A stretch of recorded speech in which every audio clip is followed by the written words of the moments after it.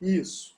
Então, olha só, hoje nós vamos dar sequência à nossa matéria de crimes contra a vida.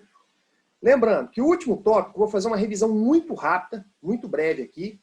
Nós tínhamos parado no homicídio privilegiado, no artigo 121, parágrafo 1º do Código Penal.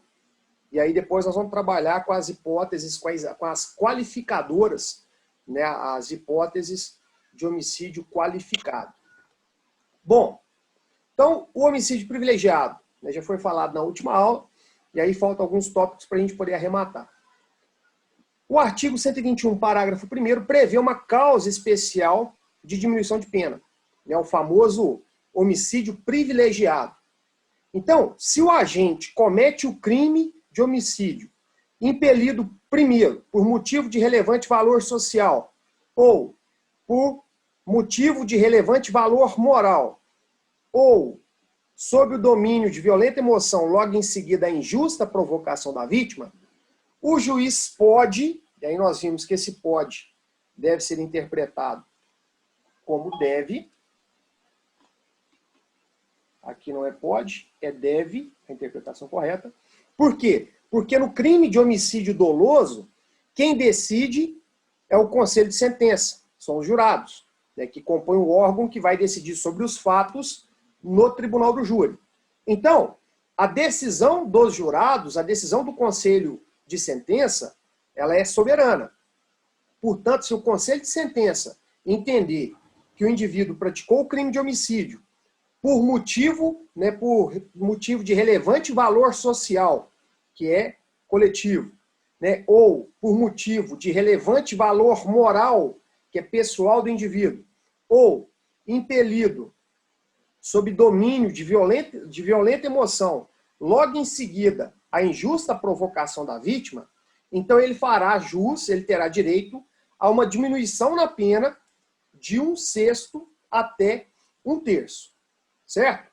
Então, esse é o famoso homicídio privilegiado. Então, existem 3 formas de se praticar o homicídio privilegiado. Né? Fazer com que o indivíduo tenha direito à redução da sua pena pelo homicídio.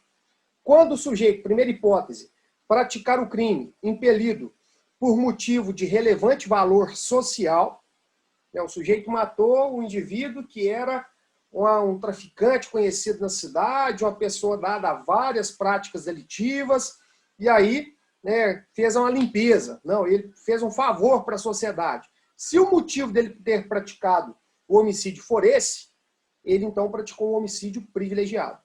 Agora, o outro motivo é o motivo de relevante valor moral. O que é isso? Vamos pensar no caso do sujeito que mata o estuprador da própria filha. Então ele tinha um valor, ele tinha um motivo de relevante valor moral para praticar o homicídio. Terá direito a essa diminuição de pena.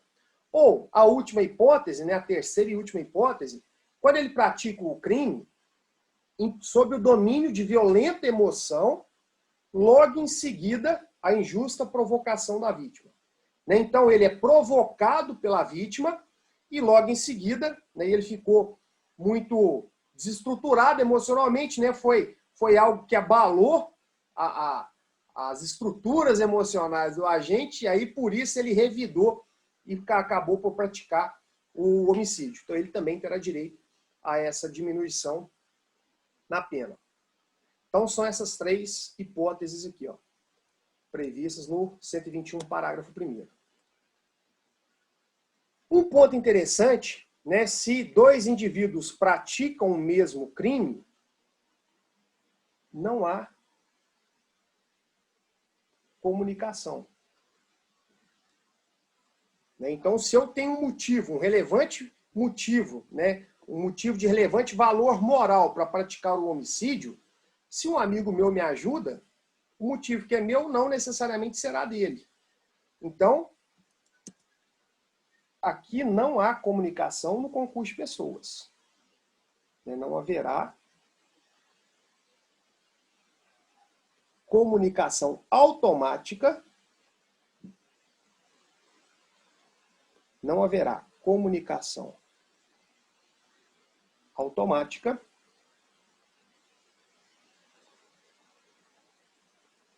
no concurso de pessoas.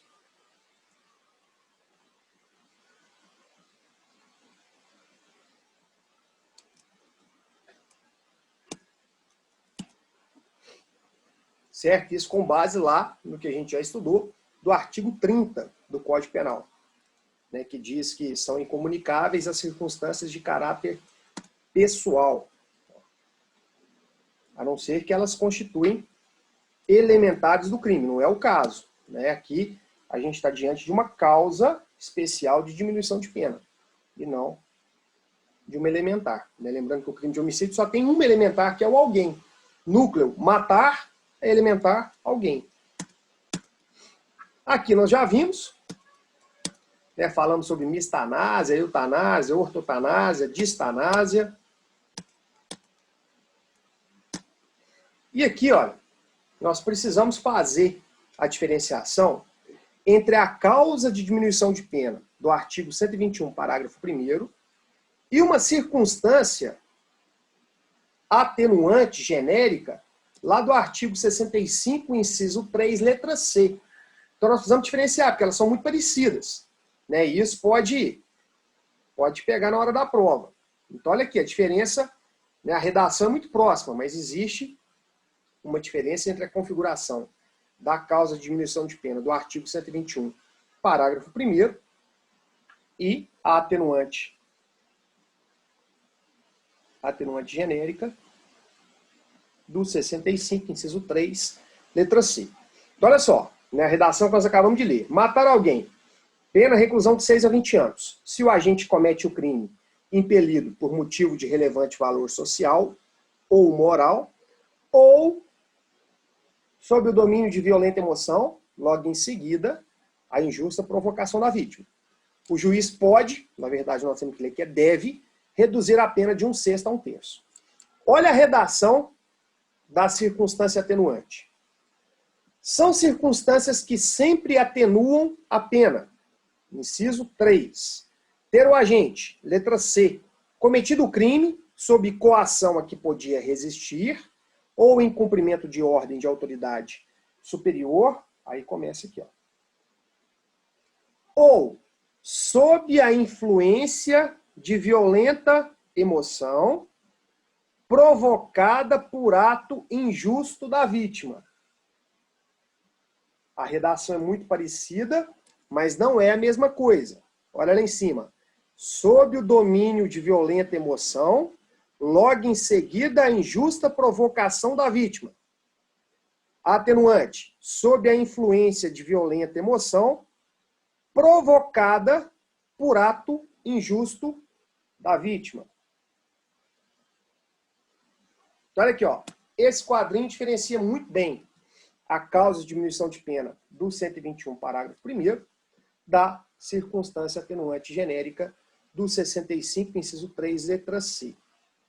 Então, primeira coisa, a causa de diminuição de pena do parágrafo 1º do 121 só é possível quando estivermos diante de um homicídio doloso. A atenuante genérica é possível, teoricamente, em qualquer crime. Exemplo, lesão corporal. No crime de lesão corporal praticado sob o domínio de violenta emoção, logo em seguida a injusta provocação da vítima, o agente vai ter direito a essa diminuição de pena de 1/6 a 1/3 na lesão corporal? Não. Então não tem como eu aplicar o parágrafo 1º do artigo 121 ao crime de lesão corporal. Ele é aplicável somente ao crime de homicídio. Agora, se o sujeito pratica o crime de lesão corporal sob a influência de violenta emoção provocada por ato injusto da vítima, se existiu antes da prática da lesão corporal uma provocação por parte da vítima, é possível que o agente faça jus à atenuante genérica do 65, inciso 3, letra C? Sim, a atenuante sim. Agora, a causa de diminuição de pena do parágrafo 2º, do parágrafo 1º do artigo 121, essa não. Certo? Então, a primeira diferença é essa. Olha, a causa de diminuição de pena ficaria restrita aqui, somente ao homicídio doloso. Ao passo que a atenuante genérica, teoricamente, seria possível em qualquer crime. Né? O exemplo, crime de lesão corporal. O crime de homicídio, com a causa de diminuição de pena, né, fala em domínio de violenta emoção. Ó, o sujeito está dominado por uma violenta emoção. Na atenuante, fala-se em influência. Ó, influenciou, não foi a causa determinante. Houve uma influência. Na causa de diminuição de pena do parágrafo 1º, há uma injusta provocação.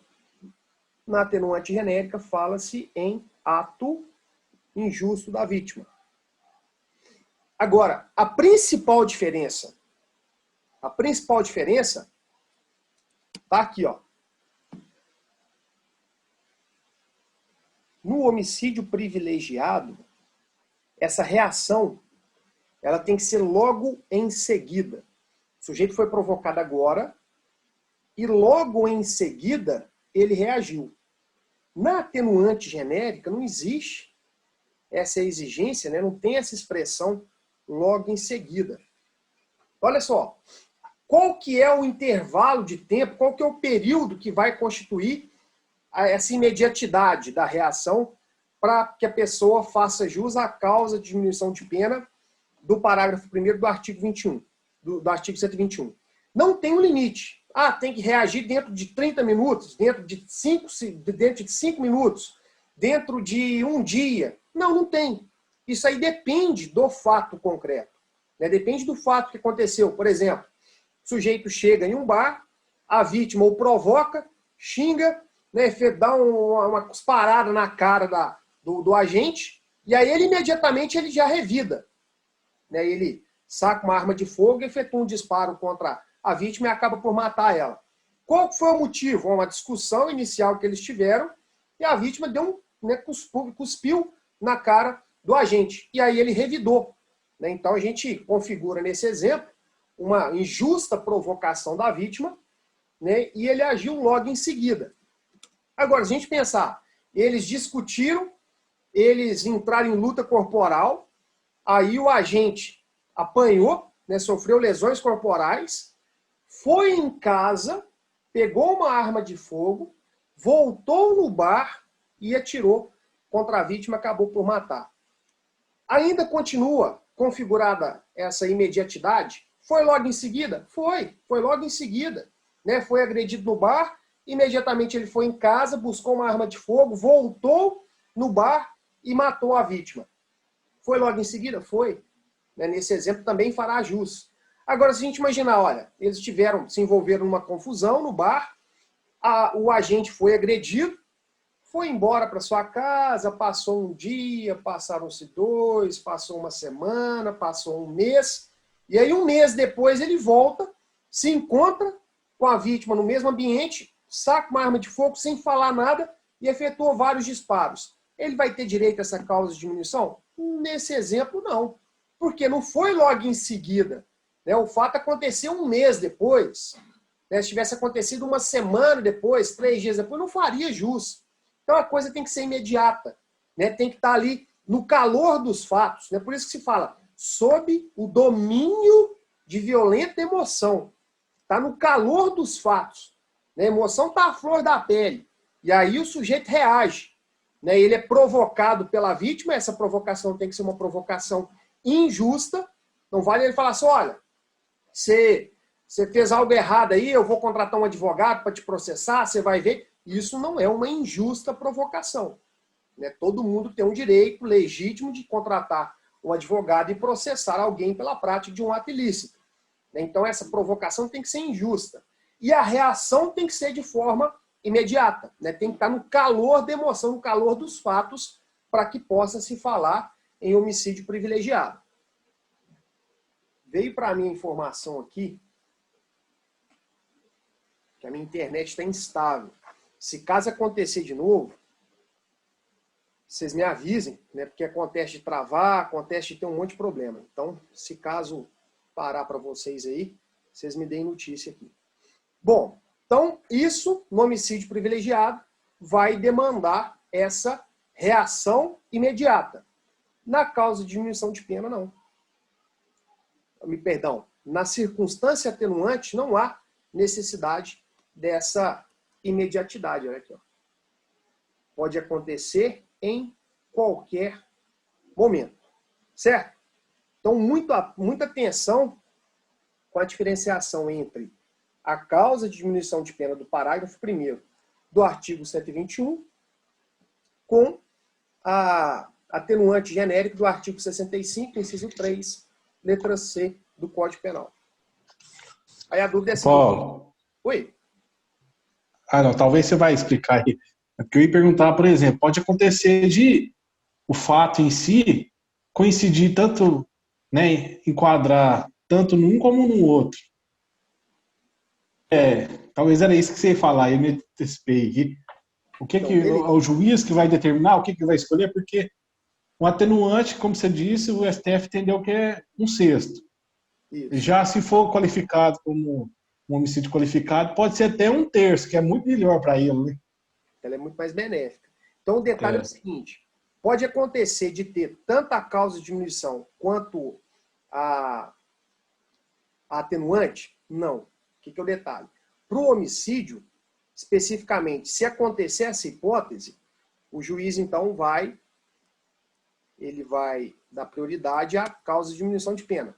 Porque, olha, são circunstâncias que sempre atenuam a pena quando elas não configuram uma causa de diminuição ou quando elas não configuram uma elementar do crime. Então, no caso, a causa de diminuição ela é bem mais benéfica do que a atenuante. E aí, o juiz não tem como aplicar duas vezes. Da mesma forma que ele não pode utilizar de uma circunstância para qualificar o crime e para agravar a pena, né, como agravante, como causa de qualificadora, ele também não pode utilizar de duas para favorecer. Então, nesse exemplo, se ele entender, né, se os jurados entenderem que houve a configuração da causa de diminuição de pena do parágrafo 1º, aí ele afasta a atenuante genérica. Beleza? Então vai ser uma ou outra no caso do homicídio. Tranquilo? Não, pois é, uma ou outra eu entendi, só que há uma escolha, vai ser pró-réu? Um exemplo? É o seguinte, a escolha quem faz são os jurados. Então os jurados são perguntados. Olha, no dia tal, o agente agiu sob o domínio de violenta emoção, logo em seguida a injusta provocação da vítima. Aí, se os jurados, em maioria, responderem que sim, aí o juiz está obrigado a aplicar a causa de diminuição. Beleza? Então, olha aqui, ó. Essas são as diferenças do quadro. Beleza. Então, o próximo tópico, né, a gente avança do parágrafo 1º para o parágrafo 2º do artigo 121. E aqui a gente está diante do famoso homicídio qualificado.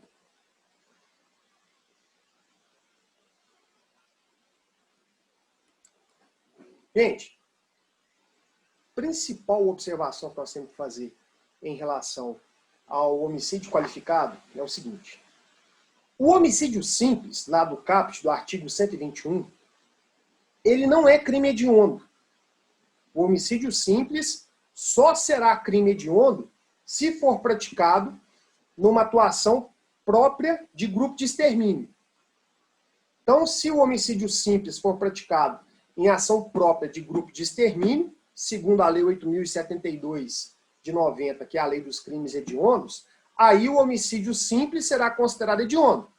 Não sendo o caso de um homicídio praticado em atividade típica de grupo de extermínio, o homicídio simples, ele é crime comum, não é crime hediondo. Agora, o homicídio qualificado, né, então, se incidir qualquer qualificadora do parágrafo 2º, esse homicídio já passa a ser crime hediondo. Qual que é a diferença?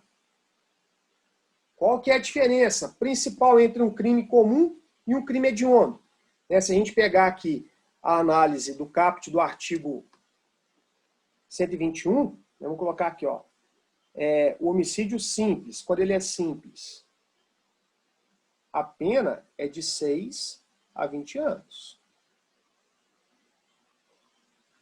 E a progressão, ela vai acontecer, salvo engano agora após a mudança, com 25% de cumprimento de pena. Aí progride do regime fechado para o semiaberto. Olha aqui, ó, 6 a 20. Se ele for condenado à pena mínima de 6 anos, sendo ele primário, ele começa a cumprir a pena no regime inicial semiaberto. Agora, se o crime é hediondo, ou seja, se o homicídio passa a ser qualificado, qualquer que seja a qualificadora do parágrafo 2º... Paulo, dê um exemplo de ambos. Calma. Nós vamos ver todas as qualificadoras do parágrafo 2º. Nós vamos ver várias situações aqui, beleza? Tá bom. Aí nós vamos ver aqui. Ó, então, se ele for qualificado, a pena mínima dobra, gente. Ela passa de 6 a 20 para 12 a 30 anos. A pena mínima dobrou. E outro detalhe, a quantidade mínima de progressão será de 40% de cumprimento de pena para progredir do fechado para o semiaberto, do semiaberto para o aberto. Então a primeira diferença é essa. E a doutrina fala, até mesmo com alguma razão, de que, teoricamente, todo homicídio seria qualificado. É muito difícil a gente pensar, e nós temos alguns poucos exemplos, mas é muito difícil a gente pensar no homicídio simples. Ó, então nós vamos ver todas as hipóteses de homicídios qualificados, né, do parágrafo 2º, e aí depois nós vamos tentar desenhar aqui um exemplo de um homicídio simples. Então vamos lá. A primeira qualificadora do parágrafo 1º vai falar, olha, se o homicídio é cometido mediante paga ou promessa de recompensa, ou por outro motivo torpe.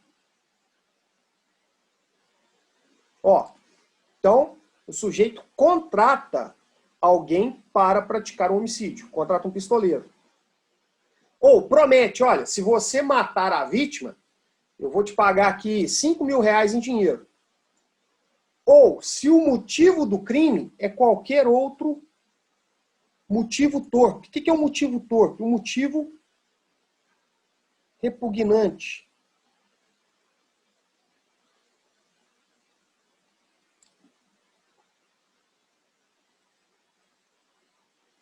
Então, olha, o inciso 1 do parágrafo 2º nos dá ali 3 direcionamentos para que o crime de homicídio seja considerado qualificado. Primeiro, se o motivo do crime foi a paga, né? O pagamento, contratou o sujeito para poder realizar o homicídio. Então, o sujeito que pratica o crime, porque foi contratado para isso, ele vai responder por um homicídio qualificado. Então, a pena sai do caput de 6 a 20 e pula para 12 a 30 anos. E, além disso, o homicídio qualificado, por si só, qualquer que seja a qualificadora, é considerado crime hediondo.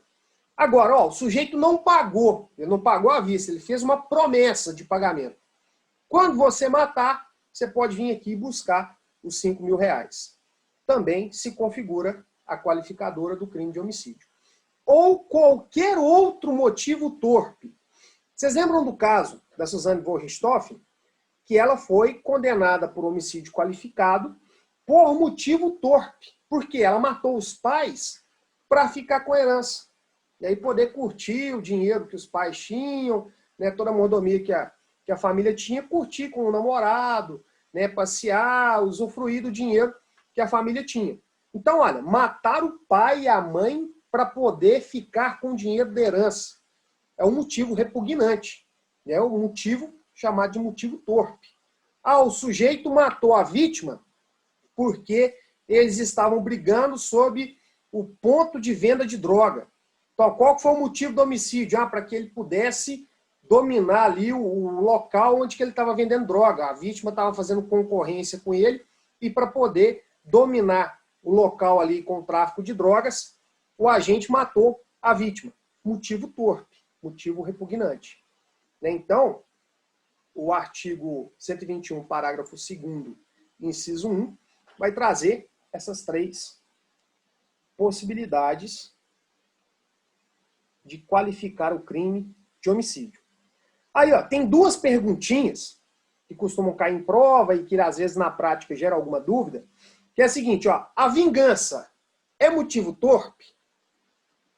Aí o que é o detalhe? A gente tem que analisar qual que é o motivo da vingança. Não necessariamente a vingança por si só vai configurar um motivo torpe. Né? Por exemplo, matou a vítima por vingança. Por quê? Porque a vítima estuprou a filha do agente. Então, ele quer se vingar dele. Então, essa vingança, ela vai configurar, ao invés de uma qualificadora, ela vai configurar uma causa de diminuição de pena.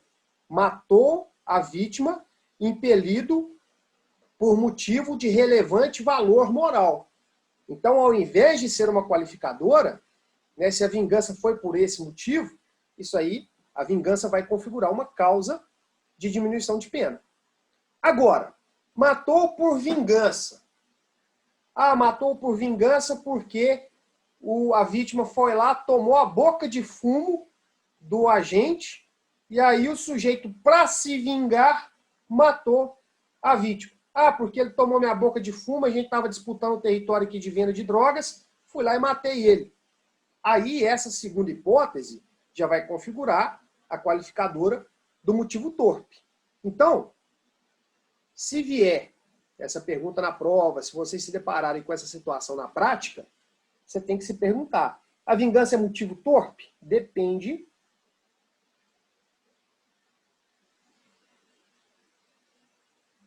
do que motivou, a vingança.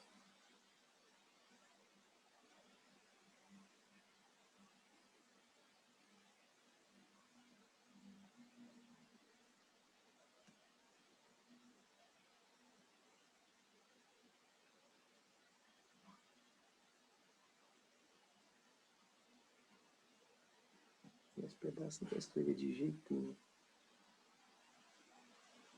Aí.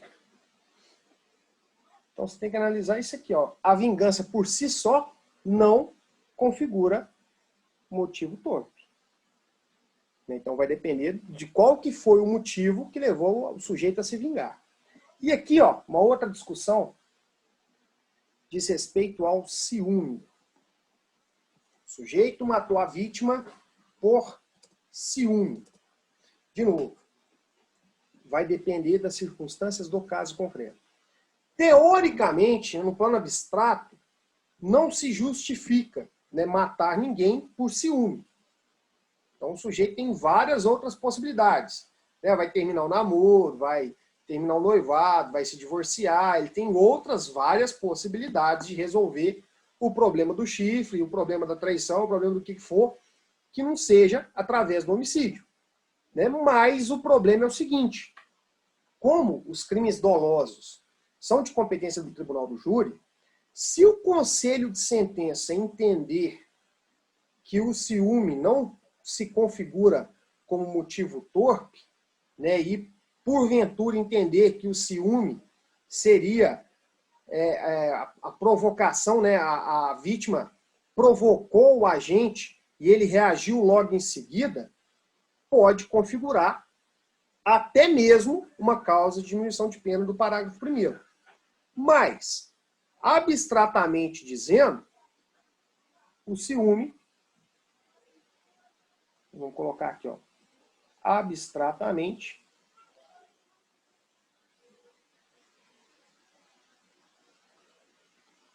o homicídio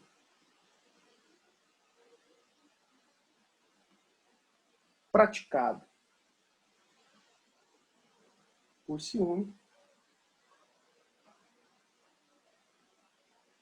configuraria a qualificadora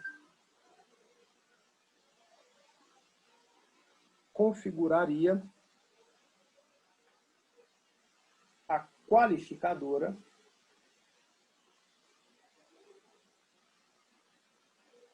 do motivo torpe.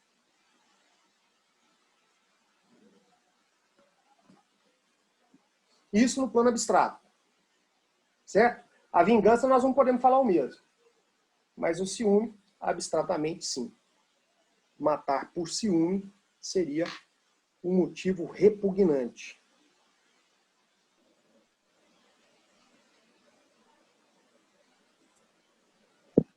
Ô, Paulo,